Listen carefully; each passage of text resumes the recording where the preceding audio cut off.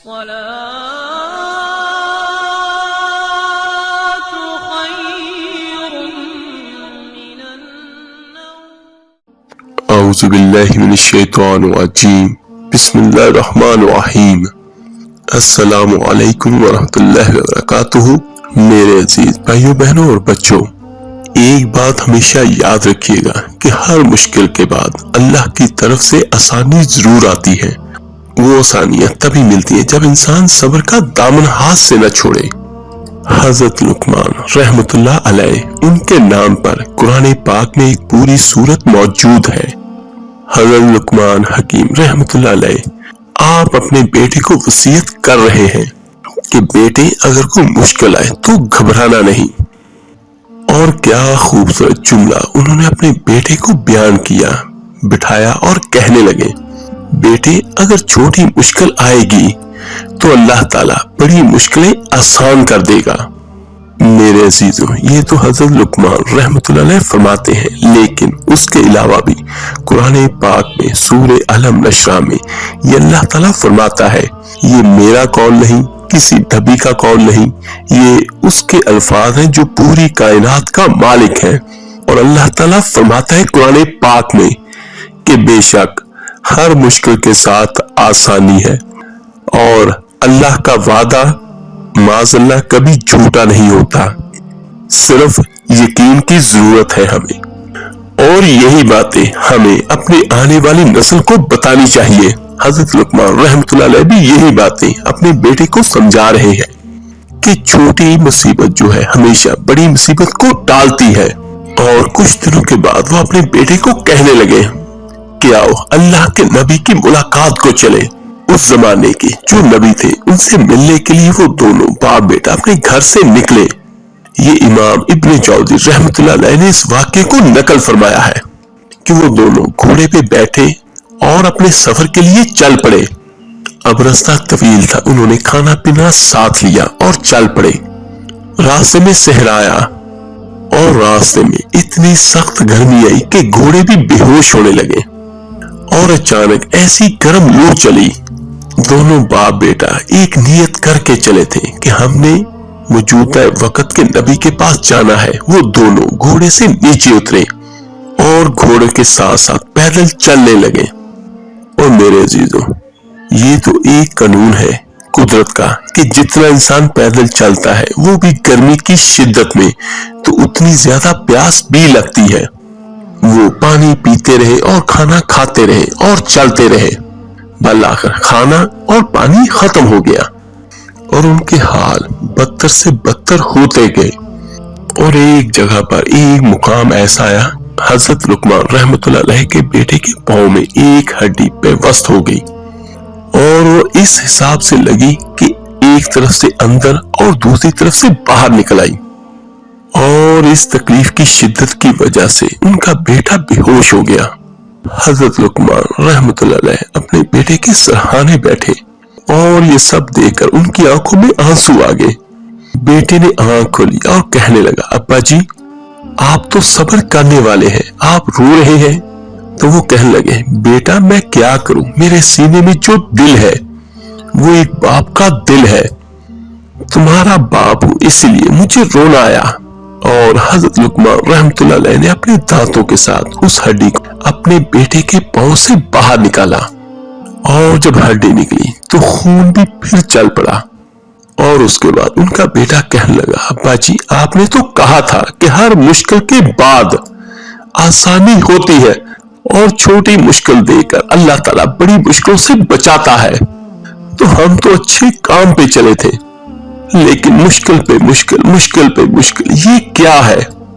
تو یہ سن کے حضرت لقمان رحمت اللہ علیہ فرمانے لگے، میرے بیٹے نہ تو اللہ کی حکمتوں کو جانتا ہے اور نہ پوری طرح میں جانتا ہوں، لیکن جو میں نے کہا تھا وہ بات سچی ہے.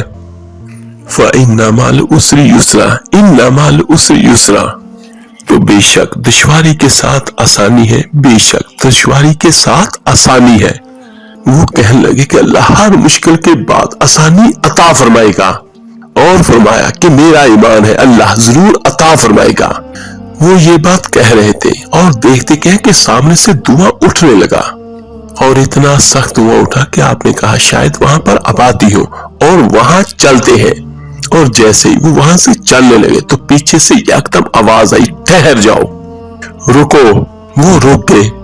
جب وہ رکے تو ایک بولنے والا بولا، تمہارے لیے تھوڑی دیر کے بعد جانوں کا بندوبست کر دیا جائے گا، کھانے کا بندوبست بھی ہو جائے گا اور بچے کا پاؤں بھی صحیح ہو جائے گا، پھر چلے جانا، لیکن ٹھہرو۔ تو یہ سن کے حضرت لقمان رحمۃ اللہ علیہ فرمانے لگے کہ تو کون ہے؟ تو آواز آئی، میں اللہ کا فرشتہ ہوں۔ تو حضرت لقمان رحمۃ اللہ علیہ کہنے لگے، اللہ کے فرشتے اور یہ سب کچھ کیا ہے؟ تو فرشتہ کہنے لگا کہ اصل بات یہ ہے، سامنے اس بستی پر مجھے عذاب نازل کرنے کا حکم ملا تھا اور آپ بڑی تیزی سے آ رہے تھے۔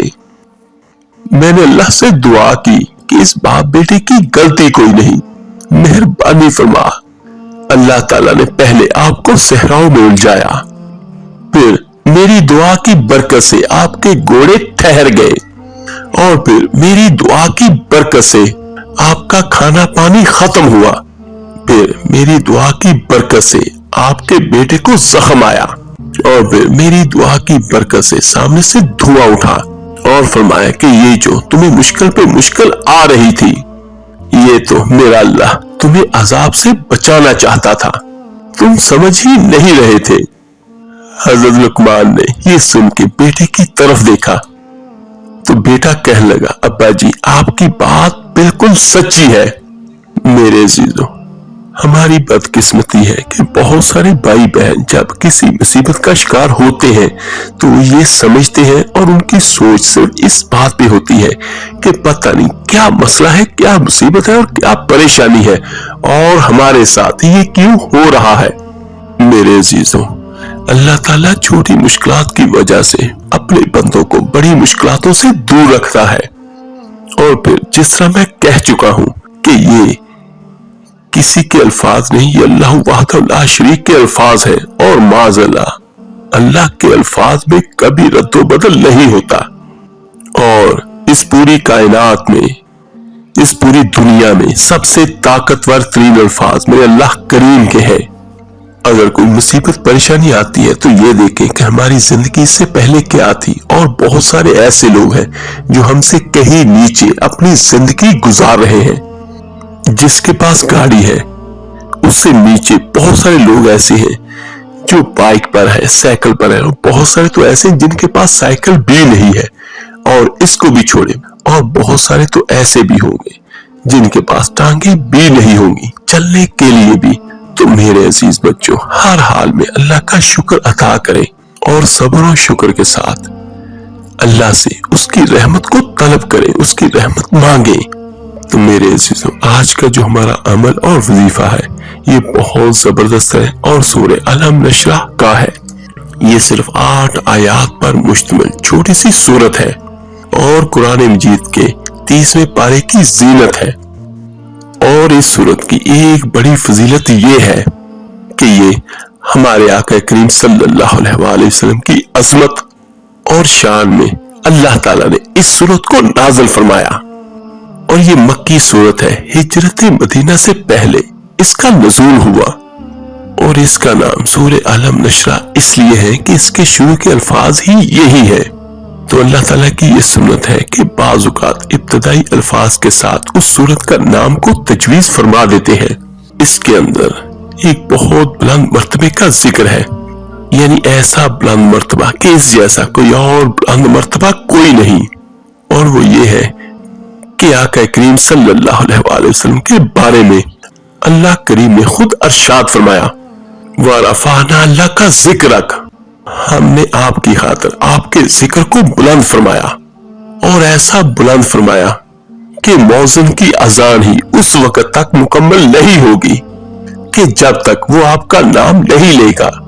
اشہد ان لا الہ الا اللہ کے بعد جب تک مؤذن اشہد ان محمد رسول اللہ نہیں کہے گا تب تک اذان کمپلیٹ نہیں ہوگی۔ اور اس وقت تک اذان مکمل نہیں ہو سکتی جب تک کہ میرے نام کے بعد آپ کا نام نہیں آئے گا، اور یہاں تک کہ نمازی نماز مکمل نہیں کر سکیں گے جب تک کہ نمازی آپ پر سلام اللہم صلی علی محمد کہہ کر نہیں پڑھیں گے۔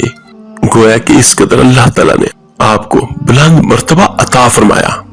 اس میں اللہ تعالیٰ فرماتا ہے کہ ہم نے آپ کے سینے کو کھول دیا آپ کی خاطر، اور پھر میرا اللہ کریم فرماتا ہے کہ اس بوجھ کو ہم نے ہٹا دیا جس بوجھ نے آپ کی کمر کو جھکا رکھا تھا، وہ بوجھ ظاہری ہو یا باطنی ہو، چاہے وہ نبوت کا بوجھ ہو تو اس کو نبھانا اللہ تعالیٰ نے آسان فرما دیا۔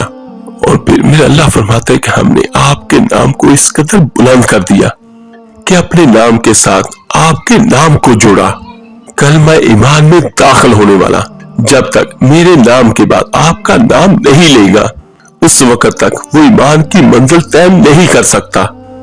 اور دیکھیں کہ لا الہ الا اللہ محمد رسول اللہ صلی اللہ علیہ وسلم، اکیلے لا الہ الا اللہ پر بات نہیں بنتی جب تک کوئی محمد رسول اللہ صلی اللہ علیہ وسلم نہ کہے۔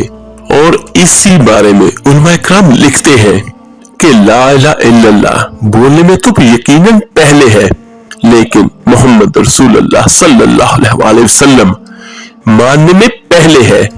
پہلے کوئی اگر محمد کو صلی اللہ علیہ وسلم کو رسول مانے گا تو اب اس کا لا الہ الا اللہ معتبر ہے، اور اگر کوئی محمد کو رسول نہیں مانتا تو اس کا لا الہ الا اللہ معتبر نہیں ہے۔ اس طرح کا ایمان تو بہت سارے مشرکین مکہ بھی رکھتے تھے، کیونکہ وہ کہتے تھے کہ اللہ بڑا معبود ہے اور باقی جتنے بت تھے یہ چھوٹے چھوٹے رب ہیں، تو الا اللہ کی حقیقت ان کے پاس نہیں تھی۔ اور اس کے بعد اللہ تعالیٰ نے بتا دیا اس صورت میں کہ مشکل وقت جو ہوتے ہیں یہ عارضی ہوتے ہیں، کہ ابھی آپ پر اور آپ کے صحابہ پر جو مشکلات کی تنگیاں ہیں یہ تنگیاں ختم ہونے والی ہیں۔ جو مشرکین مکہ کی طرف سے آزمائشیں ہیں، جو جتنی بھی بڑی مشکلات ہیں یہ ساری ختم ہونے والی ہیں، کہ اللہ تعالیٰ نے ہر تنگی کے ساتھ آسانی رکھی ہوئی ہے۔ اور اسی میں میرے آقا کریم صلی اللہ علیہ وسلم کا ایک عالی شان فرمان ہے۔ میرے آقا نے فرمایا کہ اللہ تعالیٰ نے تنگی کو دو آسانیوں کے درمیان میں ذکر کیا ہے، کہ جو دو آسانیاں ہیں یہ تنگی پر غالب آئیں گی، اور ایک تنگی دو آسانیوں پر غالب نہیں آ سکتی، یعنی آسانی ہوگی۔ اور پھر فرمایا اللہ کریم نے کہ جب آپ فارغ ہو جائیں دعوت تبلیغ کے کام سے پھر اللہ تعالیٰ کی طرف کھڑے ہو جائیں۔ اور اس صورت کا سب سے بڑا فائدہ یہ ہے کہ جو اس صورت کو پورے یقین کے ساتھ پڑھے گا، بعض نماز عشاء رکھ لیں، ایک ٹائم اور ایک وقت مقرر کر کے پڑھیے گا، اس کا فائدہ یہ ہوتا ہے کہ وظیفہ اور کوئی بھی عمل بہت جلدی کام کرتا ہے۔ تو جس بندے پر اللہ کے بندے پر بندی پر تنگی ہے رزق میں یا قرضہ ہے تو بعض نماز عشاء اول آخر 7 بار یا 11 بار درود ابراہیمی نماز والا پڑھے، اور صرف 41 بار اس سورت کو پڑھ لے، اور پڑھ کے اللہ سے دعا کرے اپنی اس حاجت کے لیے، اپنی اس پریشانی کے لیے، تو انشاءاللہ تعالیٰ یہ اتنا زبردست عمل ہے کہ 7 دنوں سے لے کر 21 دنوں کے اندر اللہ تعالیٰ آپ کے رزق میں فراغی بھی کر دے گا، اور آپ کا جو بھی قرض ہوگا اس کو عطا کرنے کے اسباب بھی اللہ تعالیٰ اپنی رحمت سے پیدا فرما دے گا۔ اور اگر اسی عمل کو ہمیشہ جاری رکھیں گے تو ساری زندگی کبھی غربت پاس بھی نہیں پھٹکے گی۔ تو میرے عزیز بچوں، آپ اس سورت کو 41 بار سے لے کر 100 بار تک آپ پڑھ سکتے ہیں۔ اول آخر درود ابراہیمی نماز والا پڑھیں، اور جو بھی حاجت ہے اس حاجت کا اپنے ذہن میں رکھ کے پڑھیں۔ اصل میں سب سے بہترین جو ہوتی ہے وہ آپ کی نیت ہوتی ہے۔ جس طرح اگر آپ یہ کہتے ہیں کہ میں کسی چیز کو یعنی کسی موقع کو قابو کرنا چاہتا ہوں، آپ اس نیت کے ساتھ کوئی بھی سورت پڑھتے ہیں تو آپ کے سامنے اس کے موقع حاضر ہونا شروع ہو جاتے ہیں۔ یہ کیا ہوا کہ آپ کی نیت ہوئی۔ اور اسی طرح میرے عزیزوں، اگر کسی کی نیت یہ ہے کہ میری شادی میں بہت دیر ہو رہی ہے تو وہ بھی پورے یقین اور ایمان کے ساتھ اس سورت کو پڑھ لے، تو انشاءاللہ تعالی اللہ کی رحمت سے آسانیاں ہی آسانیاں ہوں گی۔ اور اگر کسی کا انتظام نہیں ہو رہا شادی کا تو وہ بھی اللہ کی رحمت سے ضرور ہوگا.